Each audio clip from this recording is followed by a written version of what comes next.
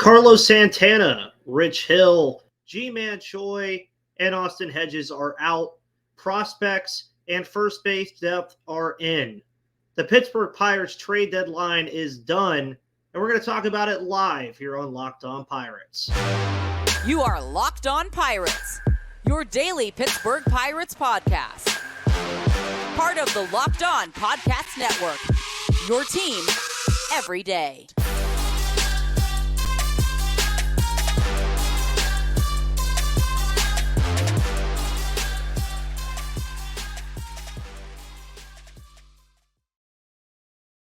And welcome back, everybody, to the Locked On Pirates podcast here on the Locked On Podcast Network.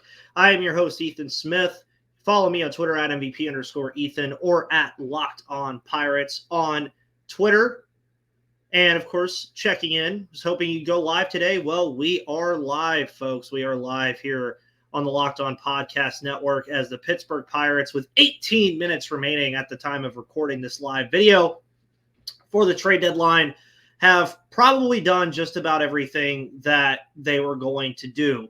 I talked about it last week. I talked about it a little bit over the weekend on Twitter as well, that I expected the Pittsburgh Pirates to move on from Carlos Santana, which they did. I expected them to move on from Rich Hill, and I expected them to move on from Austin Hedges. After the Santana deal was made, I did not expect them to move on from G-Man Choi. Sorry, my mind just blanked for a second. But they did. They moved on from G-Man Choi as well in that deal with the San Diego Padres that brought back 3 prospects.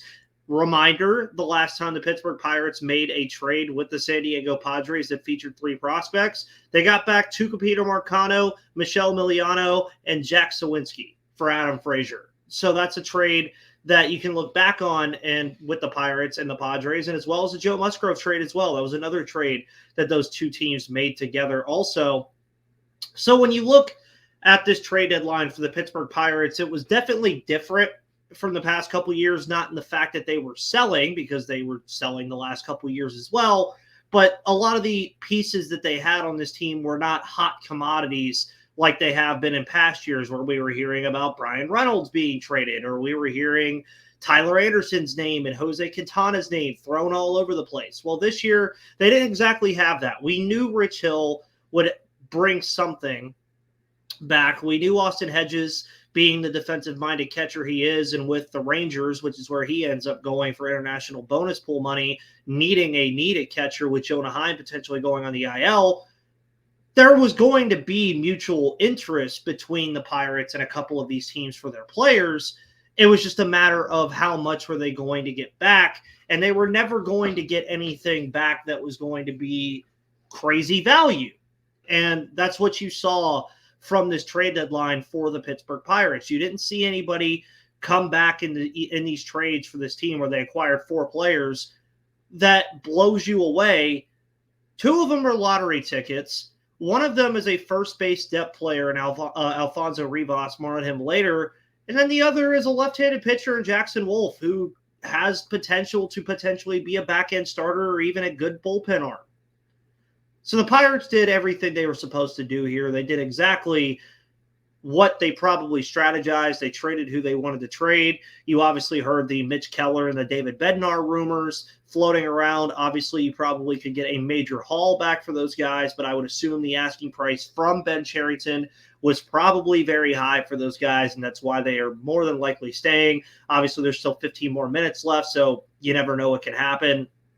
But as we're live here, and just assuming that those guys are not going to be traded, that's what you expect, and this is what happened. And the 2 international signings were the most interesting returns by far. Yes, I would say so, just because there's a lot of upside there for those guys. There's also the chance that they don't work out at all. That just happens in these kinds of deals. But when you look at those 2 guys, and Johnny Severino, and pardon me if I pronounce his name wrong, Surrio, I believe is how you pronounce his last name. When you look at those guys, you get a 17-year-old and an 18-year-old who are only going to get better. They're only going to get coached up to a higher degree.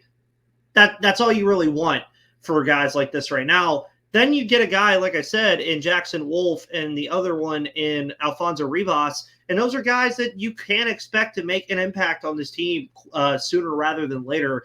But let's go down the list of these players and some interesting stuff from each of them. We got 4 players in return for 4 players out. So 4 players out, 4 players in here for the Pittsburgh Pirates today on August 1st. Of course, Johnny Severino was traded for Carlos Santana in the Milwaukee Brewers trade. We talked about that a little bit. We'll talk about it again for the sake of anybody who may have missed that episode in that short recap that we had. Of course, Severino, 6'1", 185, 18 years old. In 14 games this year, he slashed 250, 283, 589, 872 in 14 games. He's also already homered for the Florida Complex League Pirates. He did that on July 29th, and he went 1 for 5 yesterday, so he's already right there playing for the Florida Complex League Pirates. And the interesting tidbit that I wanted to bring up with Severino the other day that I didn't get the chance to bring up was the fact that he did sign that $1.23 million bonus with the Brewers in 2022. He was the number 21 international prospect out of that international prospect class.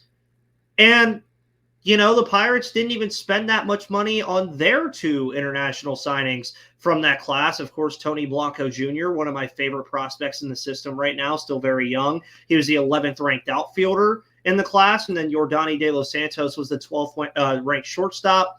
Both of them were in the top 50. The Pirates didn't even spend combined on those 2 players what the Brewers spent on Johnny Severino. So obviously you have to be happy about that kind of return. The Pirates, as we know, are always a very busy team during that international signing period, and now get busy with the international signees at the trade deadline in the Carlos Santana trade. Obviously, you look at Severino, and he's listed as a shortstop. You never really want to get into that too much with these guys being so young, just because maybe they do stick at shortstop. Maybe they end up going somewhere else. Scouts all across where you read about Johnny Severino say he does have a profile that can fit at multiple positions in the field. So maybe he becomes an outfielder being 6'5". You never know. Maybe he becomes a first baseman.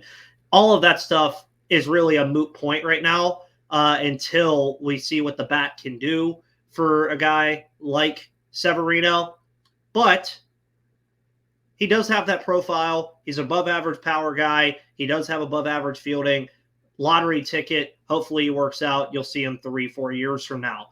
Then you move to the San Diego Padres trade. Of course, going into today, the Pirates had only made 1 deal. That was the Carlos Santana move. And we kind of expected that Rich Hill and Austin Hedges would get moved. What we did not expect was that G-Man Choi was going to be moved as well. We'll get into that trade here in just a moment, but I want to let you guys know about the wonderful people over at Game Time.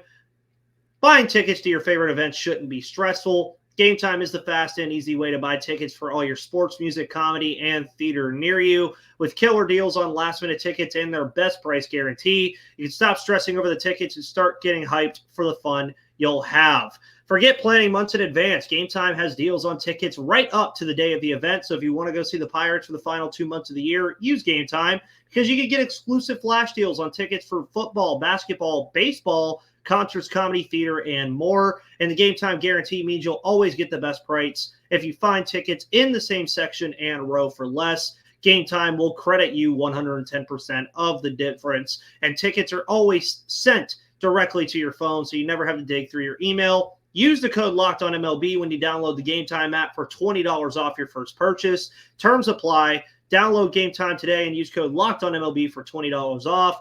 Last-minute tickets, lowest price, guaranteed. So, as we continue with this trade deadline recap and analysis, we talked a little bit about the Johnny Severino trade and kind of just a broad recap of everything. But now we move to the Padres deal, which was the biggest deal of the day and the one of 2 deals for the Pittsburgh Pirates made on deadline day. Of course, if you have not heard and you are here, I'm assuming you have, Rich Hill and G-Man Choi were traded to the San Diego Padres for Jackson Wolfe, Estar Surrio, and Alfonso Rivas. Again, if I am pronouncing Surrio's name wrong, I apologize. I am open to you helping me out in the pronunciation of that name. As some other deadline deals are coming in here 9 minutes before the deadline as we're recording, Jack Flaherty is a Baltimore Oriole. I believe Tommy Pham was, let me see here real quick before we get into all this. Tommy Pham was indeed moved to the Arizona Diamondbacks. But for the Pittsburgh Pirates, obviously the big guy in the trade with the San Diego Padres has to be left-handed pitcher Jackson Wolfe. He was a fourth-round selection in 2021 out of West Virginia University. So you have to be happy about that. Kind of a local kid in terms of where he played college. 6'7", 205, 24 years old. Doesn't throw the ball all particularly hard. I believe his fastball tops out at 92, but he sits in that 88 to 90 range. So jokingly, almost a younger prototype of Rich Hill, who now will be playing for his 13th different Major League Baseball organization, and has said to reporters that he plans on playing next season as well, be it with the Padres or somewhere else. And via MLB Pipeline, Jackson Wolfe, of course, is the number 16 prospect from San Diego via MLB Pipeline. I have seen some of you guys mention to me that he is higher up on Fangraphs. He's higher up in other metrics as well. In 2023, though, Jackson Wolfe has done some pretty good things. 18 starts, 88 1/3 innings pitched, a 4.08 ERA, 105 strikeouts over those 88 1/3 innings, and 22 walks. Of course, again, I mentioned the fastball tops out at about 92 miles per hour. His sweeping slider and vertical curveball are above average at a 55 grade on MLB Pipeline. So you like to hear that he already has 2 secondary pitches that are above average. And apparently, things that I've read about Jackson Wolfe throughout the day, he has added weight over his time in the minor leagues, and he's trying to get an uptick in velocity, reportedly up to 94, just to make it a little bit better to play with that sweeping slider and vertical curveball. There are other things he needs to work on. I believe his control on MLB Pipeline is a 45. So he is a project kind of, but he is 24 years old, still has plenty of time to grow as a starting pitcher in this league. And if he ends up working out as a back-end rotation starter for you, especially as a lefty, that means a lot. Okay, I just saw a Jason Mackey tweet, and I was like, wait a second trade. Anyways, but if Jackson Wolfe can turn into a back end of the rotation guy, especially as a lefty, you won't see these deals anymore like we saw with Rich Hill, like we saw with Jose Quintana and Tyler Anderson, because they also have Anthony Solometo, who's going to be ready by the end of 2024, at least early 2025. Obviously, I think the idea of picking up a lefty in free agency this year is still in the cards in the winter.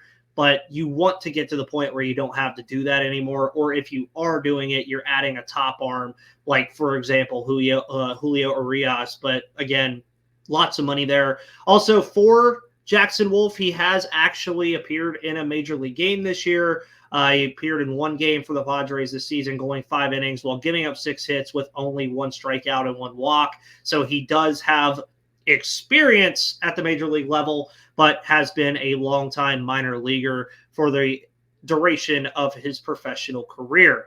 Of course, the Pirates also get another lottery ticket prospect in Estar Surrio. Again, apologies if I am mispronouncing his name. I really am sorry. Just a different name that I haven't heard before. Surrio, though, 6'5", 180, 17 years of age. He is a switch-hitting outfielder, a lot like Severino, who also has switch-hitting ability and is reportedly really good on both sides. He was outranked in the Padres' top 30, but he did rank in other rankings pretty highly. I saw as high as 12, I believe. He has a plus power and is a plus runner. That's the kind of things that I like to hear from an outfielder. I love switch-hitting outfielders who have plus power and are plus runners and can be dangerous on the base pass and also be dangerous from both sides of the plate, especially in the power department. Interestingly enough, he did have a 103 WRC plus at the Dominican Summer League last year. He was one of the younger players at the Dominican Summer League last year, obviously only being 17. That means last year he would have been 16 at the DSL, so that's really nice to see. And, of course, in 35 games at the ACL, the Arizona Complex League, he's slashing 216, 306, 345 with 4 home runs, 7 stolen bases, and a 30% strikeout rate. You don't really like that too much, but again, let's keep in mind this kid is 17 years old. He's still going to be pretty far away. He had a 742 OPS in 47 games in 2022. So you're not really going to look too far into the future here, or too close into the future. Sorry, my apologies, on what Surrio is going to turn into. He's a lottery ticket, just like Johnny Severino. He's a guy that the Pirates are going to groom through their farm system, coach up, get him to Greensboro at some point and bring up that confidence. We're going to talk about that tomorrow with Termar Johnson getting the call up from Bradenton to Greensboro and why we need to temper expectations on a statistical note with what he can do in Greensboro. But for guys like Severino and Surrio, I mean, they're lottery tickets, and 3 years down the line, we'll look and see what happens. You look at the Adam Frazier trade in 2021. We've seen what Tucupita Marcano is. We've seen what Jack Sawinski has turned into. Michelle Miliano is still a guy that's in the lower parts of the system at 23 years of age. So you just never really know what's going to happen with these guys, but you have to be optimistic about it. And also be happy that for Rich Hill and G-Man Choi, you get a starter in Jackson Wolfe who could potentially be a back end of the rotation starter, a youthful outfielder in Estor Surrio who could potentially turn into something. And now Alfonso Rivas, the part of this trade that I'm personally not that excited for, just because I don't think Alfonso Rivas is all that great. I think at best he's a quad A player. If you guys don't know, quad A players are those guys that rake in AAA and never amount to much at the major league level. Of course, Rivas, 5'10", 190. He's now 26 years of age. Former 2018 fourth-round pick by the Oakland Athletics. Only 15 major league at-bats this year. Batted 200, 294, 333, 627. Over his career, though, in the minor leagues, he has 310 at-bats, 245 average, 330 on base, 323 slugging, 653 OPS, 4 home runs, 29 RBIs, 110 strikeouts, and 35 walks. Strikes out a lot, doesn't walk a whole lot. Now, where things get interesting about all this, and I don't know if those are his career stats, by the way. Now I'm reading my notes. But what gets really interesting about this now with Rivas is you look at his 2023 minor league stats at AAA, and he has 208 at-bats this year at AAA, a 332, 462, 582, 1.044 OPS slash line with 9 home runs and 40 RBIs. Those are all, of course, career best for him. Stuff that you would like to see translate to the major league level. But, I mean, with what we've seen from Rivas at the major league level in his career, it's not a lot, to be honest, but he's never really amounted to much. So at best, I think he brings depth to the first base position.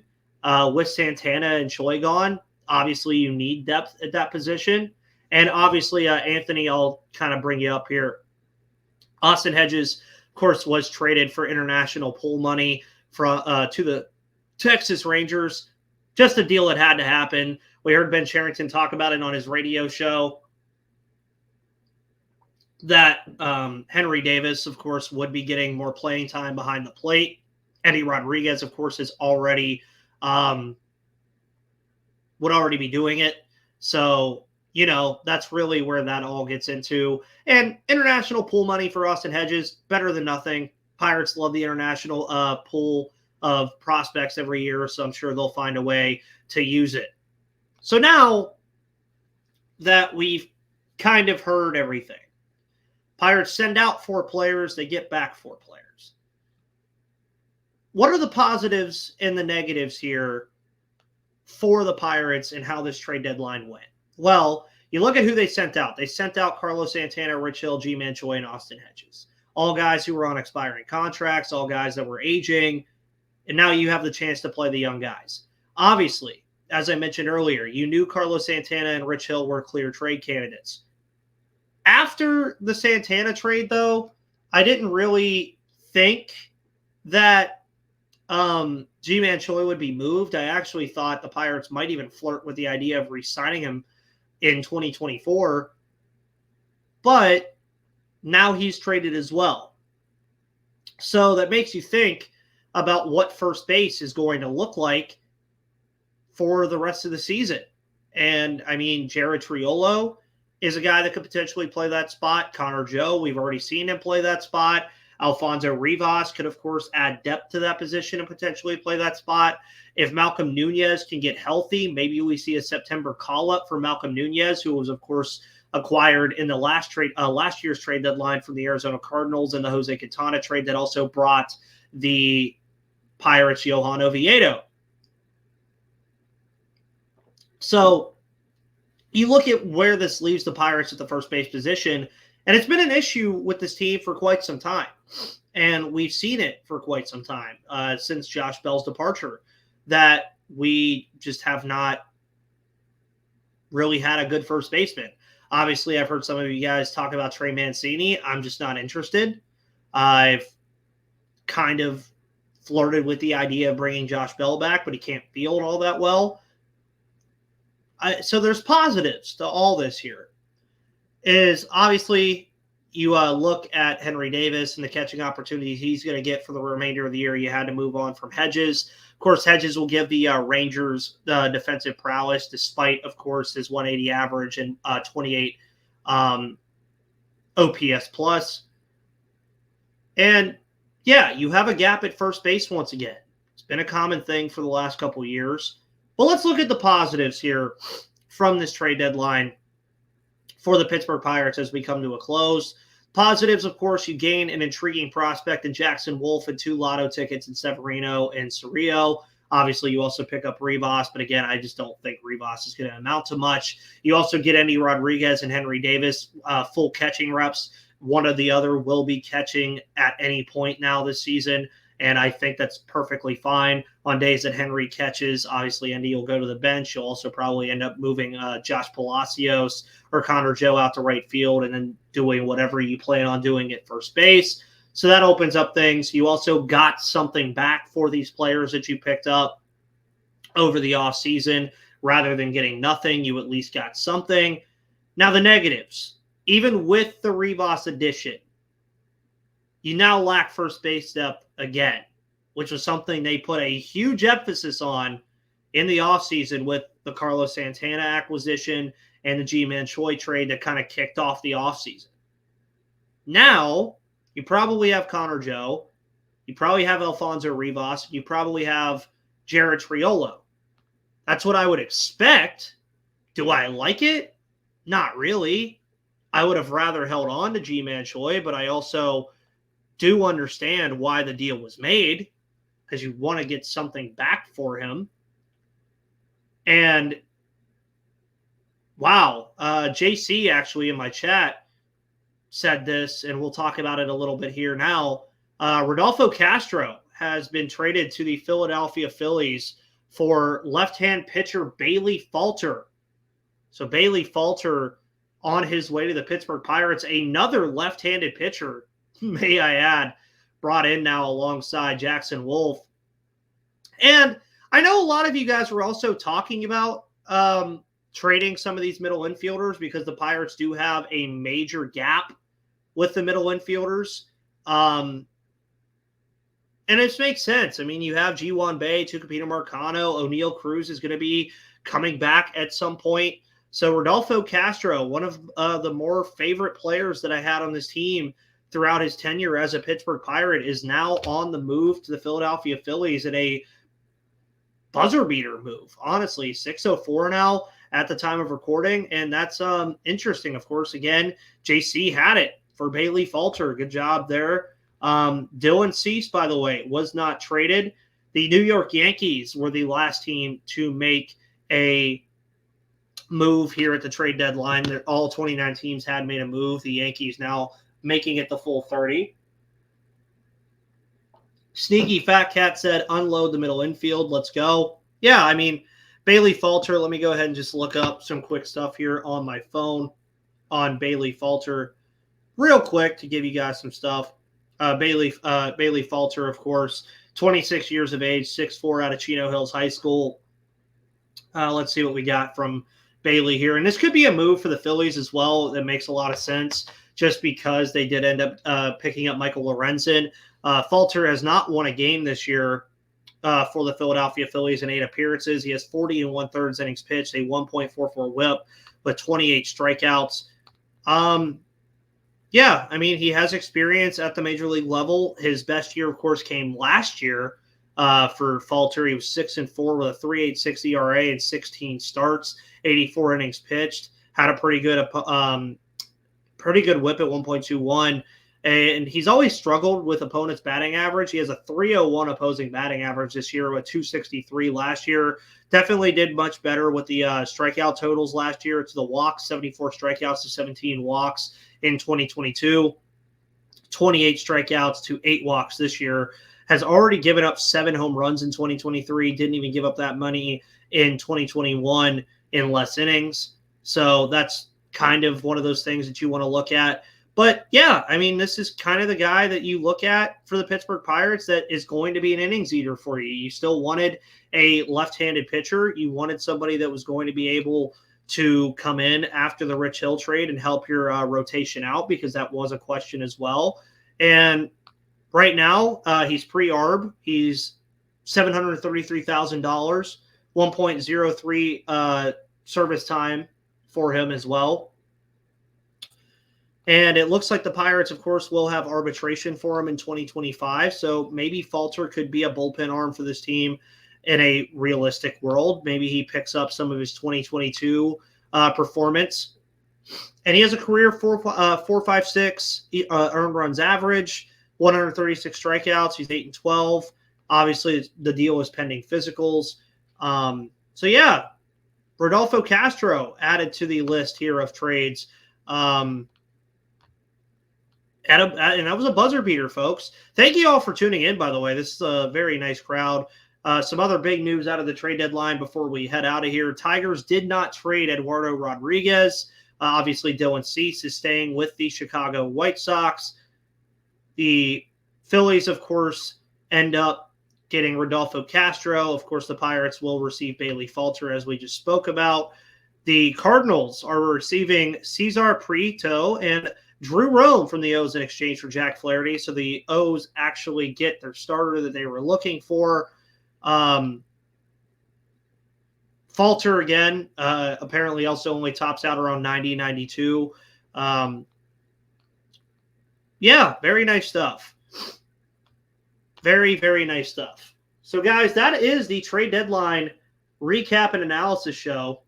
Not much else to talk about here until tomorrow. Tomorrow, we're going to talk about the Termar Johnson promotion to Greensboro. Of course, K. Brian Hayes is back in Pittsburgh and will either be lifted off the IL today or tomorrow. That game is about in an hour and 15 minutes. So we'll obviously get some news on that after this live show is done. Guys, thank you so much for tuning in. If there's any other Pirates news that comes out of trades, if they make another minor deal, because deals can still be made after the 6 o'clock deadline, we'll talk about that as well. Guys, can't thank you enough for tuning in. Thank you so much here for tuning into the Locked On Pirates podcast. Follow me on Twitter at MVP_Ethan or at Locked On Pirates for all of your news, analysis, and more about the Pittsburgh Pirates for the remainder of the season. Guys, thank you so much. Have a wonderful rest of your Tuesday evening. I will see you tomorrow.